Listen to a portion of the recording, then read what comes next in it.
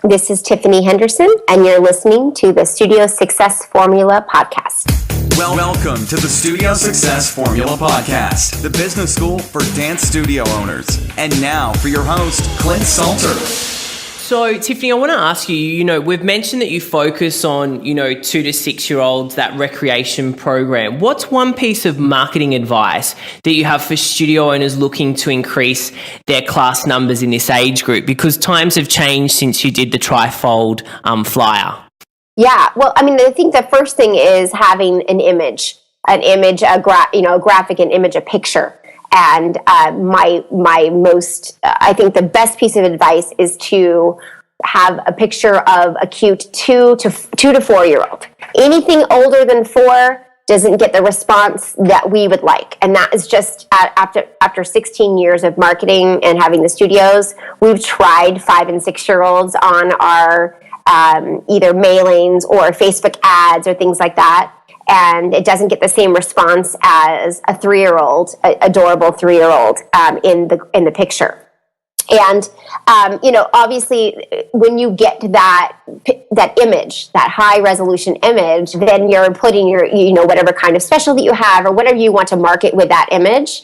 Your logo, obviously your branding, and then that image and that graphic goes everywhere. I don't think print is dead. We definitely still do mailings and they work. And you have to do everything. We do Google AdWords, we do Facebook ads, we make sure that our SEO is good. So the fact that if they search for dance classes in a certain city, that our studio comes up first, our website comes up first.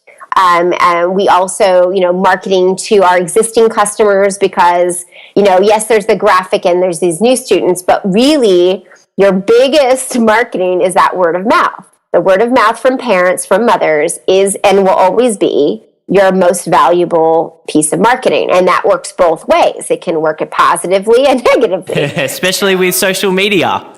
Exactly. So you have to be very careful. And, that's where if you have this amazing, adorable, cute, fun class that's controlled and the parents think they're learning, they're having a great time, and the teacher looks professional, and the teacher is excited about teaching. And I'm talking about the 2 through 6s, when they come in, that's your biggest marketing right there. And of course, you've got to get them in the door. And I think, like I said, it starts with that high resolution photo and those just great images of those little kids. And, we use our photos are, little twinkle star dancers in their pink tutu dress from class with their little twinkle bear, holding their twinkle bear. And who can't resist that? So, that goes in all places, and we come up with different marketing strategies monthly. Actually, we have a different marketing strategy every month that sort of captures maybe where the parent is, because you have to know, okay, what's mom thinking right now, or dad? What's going on right now? Is soccer ending? Okay, maybe it's time to bring them back in, But honestly, it's really the teacher, and it's really what's happening in the class. So you can get them in the door, but you've got one chance to make that first impression. So the minute they walk in, you've got to have that professional teacher that's, and we tell our baby teachers, our Twinkle Star teachers, that it's like doing a show, and it is. There's a watch window, and the parents are watching, and the dancer could be having a great time, but if the parent doesn't feel the professionalism and the connection, the warm and fuzzy connection to the teacher, they won't think the class went well. Even if the 3-year-old's having a great time, it's the connection between the parent and the teacher. So anyway, when they want to walk in the studio, you have that warm, friendly atmosphere, and you have a great class. And then those moms and their kids, they go and they tell all of their friends. And when you have a rock star teacher, you know it. And then that's kind of how that goes. But I don't think print is dead, but I think you really need to be everywhere. I do think and I think that there needs to be those Facebook, we have every location has to post something on Facebook every day, typically of an image of one of the classes that's happening. So whether it be video, and I think video now is very big as well. That's right. Video, yeah. So, my husband actually just told me the other day, well, Instagram photos are dead. Now it's all about video. Okay, great. Listen to lovely Paul. He knows what he's talking about. Yeah. So, you're taking little short video snippets of something that's happening in your classes in the morning. It takes 2 seconds, posting that and then tagging those parents on your Facebook page, that they then will share that video with all of their friends, and that is probably your best marketing right now. Exactly. Yeah. I love it. Some really excellent practical advice there. Thank you for sharing it. Now, I want to talk about your programs, because your programs have been really popular. And how long ago did you create Twinkle Star Dance now as a program? Well, Twinkle Star Dance, like I said, it started with me. I mean, that's a class that I started way back at the community center, and that I opened the studio with. I called the classes that because I just named the class, and that was my class that I had. And the way that this grew, obviously, and then we grew to several locations, and then I was approached to, speak on the fact that I had 7 locations and how that came to be. So about 4 years ago, I was teaching a seminar on recreational dancers and how to expand at Dance Teacher Summit in New York. And I talked about, really the cornerstone of I can plug Twinkle Star dance classes into any location and then they grow. And, I talked about that. And then at the end of the seminar, I had this line of people in front of me asking, well, how can I get your curriculum? I really need babies. And what I heard from them, and when I saw a need for this, was that I got 2 scenarios. The first scenario was, I have a great competitive program. Like our dancers are amazing. They go to nationals, they win this, they win that, and they do really, really well. But now my baby program is non-existent. And I'm getting worried because now I don't have as, financially we're not growing, because competitive dancers pay a lot less money per class because of that multiple class discount. That's right. Yes. So I had that scenario. And then I had the other scenario, which was, we do a lot of rec classes, and I'm the baby teacher. I'm the studio owner. I'm the baby teacher, and my baby classes are packed full, but I can't teach any more baby classes myself, and I need to be able to train someone else. And now I'm stuck because I can't grow, and if I get sick or if I have to be called away because I am running the studio, then my baby program is going to suffer. So that was the second scenario, is a studio owner or teacher that has a baby program, but it's not something that they have written down or video. I think that's the hardest. I think that's the thing with all of them, is that they all have their, a lot of them have their version of a preschool, ballet class or a tiny tots class, but it's all in their head. Yes, it is. And then I would say to them, well, so then what you could do is what I did is do this. And they're like, but, I don't have time to do that. Exactly. And so then I really saw the need in both ways, in both types of studios, whether it was a combination of my competitive program is growing, but my baby program is dwindling, or I've got a great baby program, but I want to be able to step away and train teachers. And I don't have the resources to put these things on video. It's not easy to share video, because video is if they're very large files, you can't, you can email them, but that's not an easy way to give them out.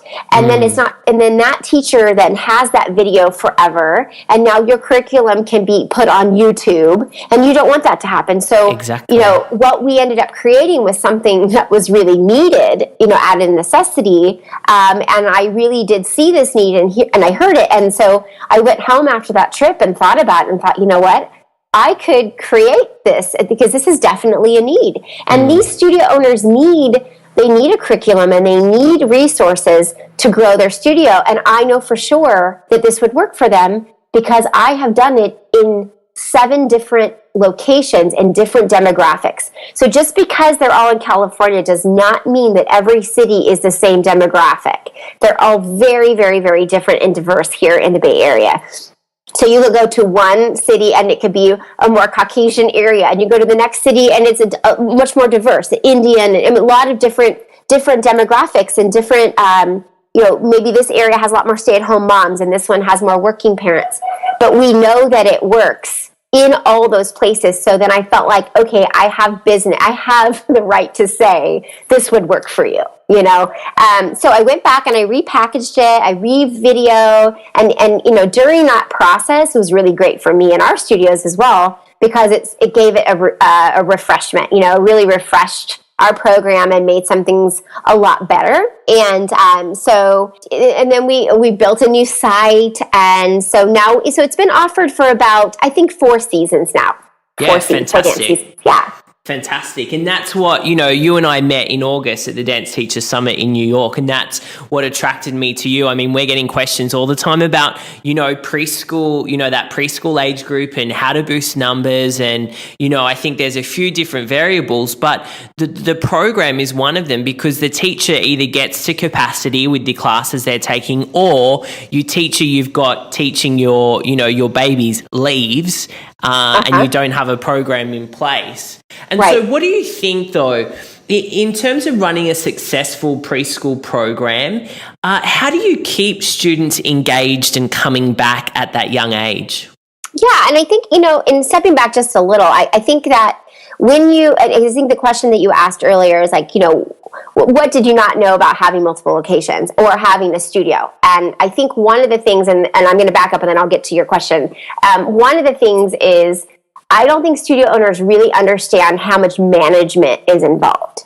I think we open the studio because we want to teach kids. And so when you were just a teacher, it was actually a really fantastic life. You could go in, you teach your class, and you leave. You don't have to manage other people.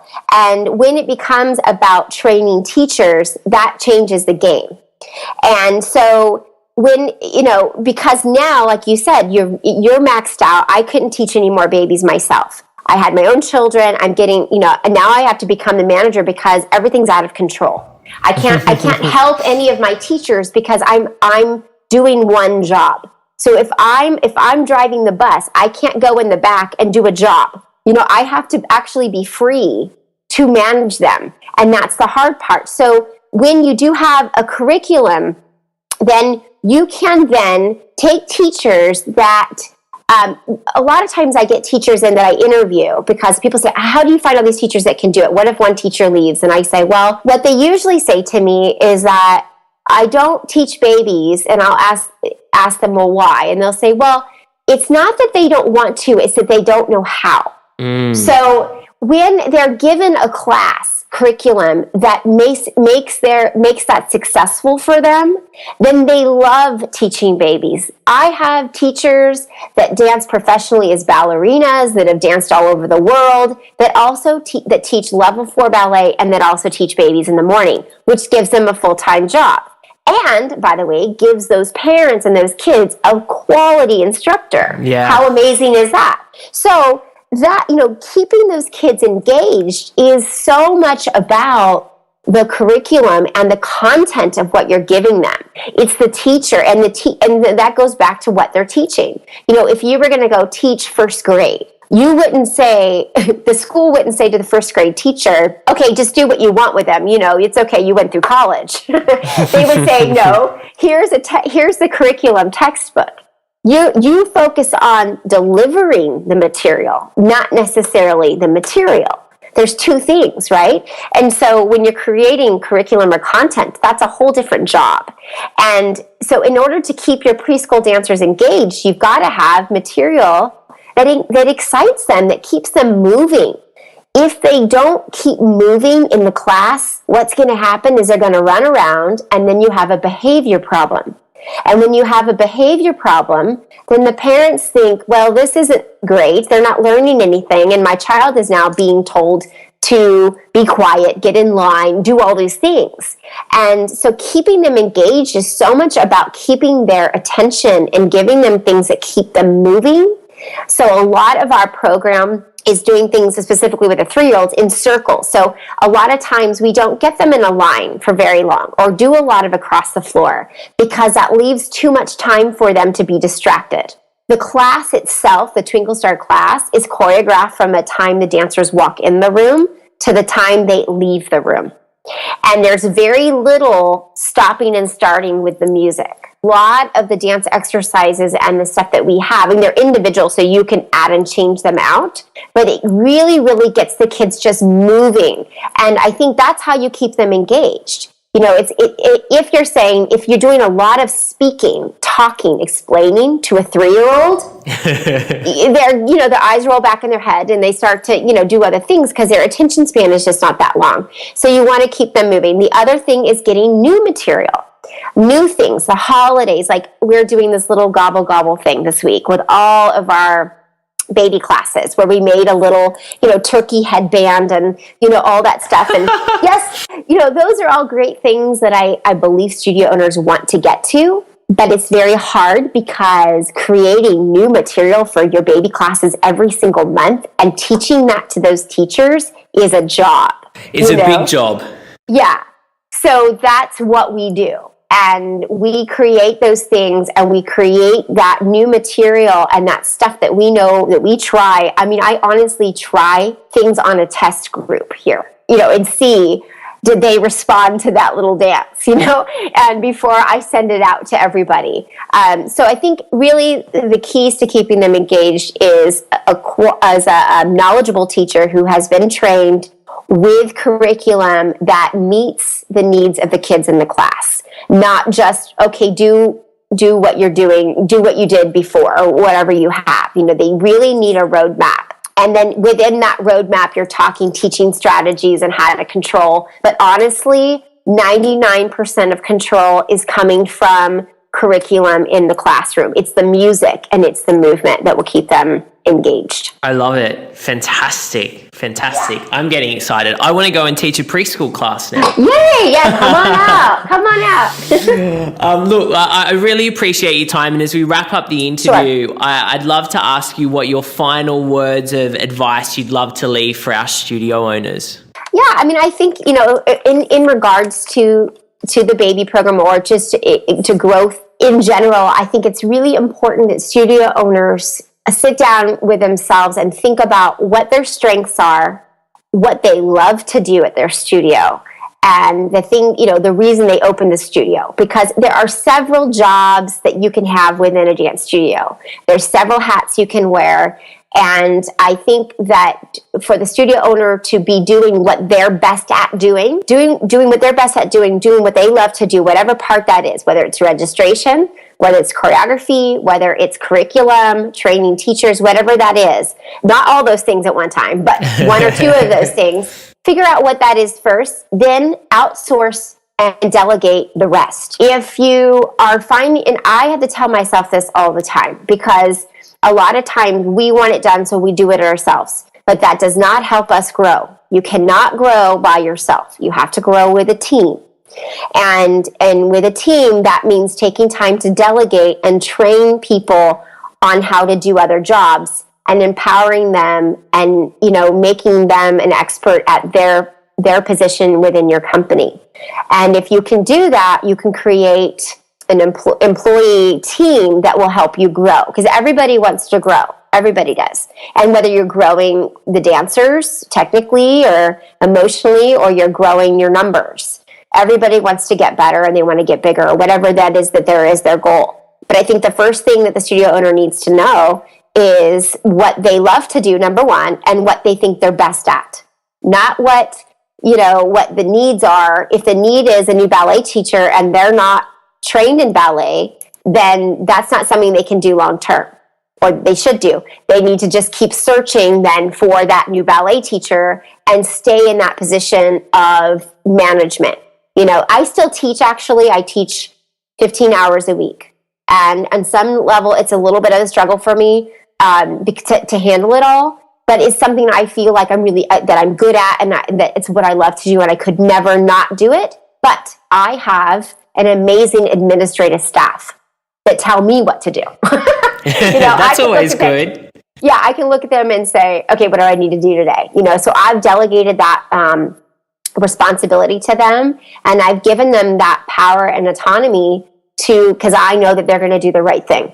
And then that allows me the time to go in and work with the kids and grow that other part of my business. So that's honestly, I think, that my biggest piece of advice, or just my thought in general for studio. And I think it's important. And by not doing that, we do an exercise with members where we get them to go through their diary over the last kind of 4 weeks and do like the do, delegate, and delete on their diary, you know, what should I have done? What did I have to do? What should I have delegated? And what should I have deleted? Because I find that so many studio owners are working on low value tasks as well.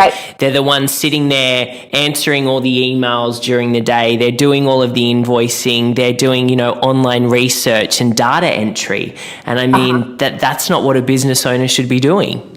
No. And I think a lot of times what happens, the answer to that, maybe their response would be, but I don't have someone else to do it. I don't have someone else to do it. And I can't pay for someone to do it. Okay, those are very legitimate things, but they're very short-term and short-sighted thinking. Because what you have to do, so just take the baby program. The baby program is we average 168 2 to 6-year-olds per location. That's about $9,000 a month in tuition. So if you don't have a 2-year-old program at your studio, just by adding that would help you pay for that administrative person that then could take on any of those tasks and let you do something that's going to create more money or just manage and be a happier person. Yeah, exactly. You know? I laughed. I got an email from someone the other day saying, you know, thanks for your help. My husband's not going to divorce me. That literally was the email, you know. And that's what it's about as well. I think this whole thing around having a studio and not being able to have a life, you know, it doesn't have to be that way. No, it doesn't. But it does force you to make a lot of hard decisions, and maybe, you know, and maybe take some risks sometimes. But if what we've been talking about, if you're constantly replenishing the stock of those babies, I think that you have a healthy studio because you're constantly replenishing the stock, just like I said. And then from there, you're not so concerned about that monthly tuition. Or if you see if you see that maybe you get your monthly financial and you look at it and go, oh, we lost a little money here. Really going back and saying, you know, to these classes that have 2 kids, I'm sorry, but we're having to cancel your class. Please join this class. You know, making those hard decisions that you have to make. Don't let yourself lose money for too long, because then it throws yourself into this stress spiral, and we're all in it. Even though I appear very like, oh, everything's great and my life is all roses and whatever, it's not. You know, we have, you know, it's stressful. Every job is stressful, and being able to go home and say, okay, we're going to talk about it for a little bit, but then trying to have a conversation that doesn't include the studio is always a challenge. But you know what? We love what we do. And so I think that definitely just runs with the territory. You know, I don't think a lot of data entry people go home and talk about their job. It's not as exciting. Hopefully I'm not offending anybody, but we have exciting... We live and breathe our passion, and that's what we get to do, which is really great. But it's just finding the balance. I think life balance is really one of those hot topics with studio owners. Yeah, and I think at the end of the day, it's just called life. You know, work-life balance. I mean, especially for studio owners, it's just life and how you move in and out through the different areas, really. Exactly. And making sure that you are looking after yourself. You know, I always say if you don't work, nothing does. So I also like to say to studio owners to bump themselves up on that priorities list a little bit further. Yeah, that's great. Great advice. I need to hear that too. That's great. Well, that's my gift. That's my gift to you today, because you've given us so much valuable information, Tiffany. Now, if our audience, which I'm sure they will, would love to get some more information about you and Twinkle Star Dance, where can they head to? Sure. We have a website where they can sample a lot of our curriculums and videos, and that is at twinklestardance.com. We've also they can email me directly.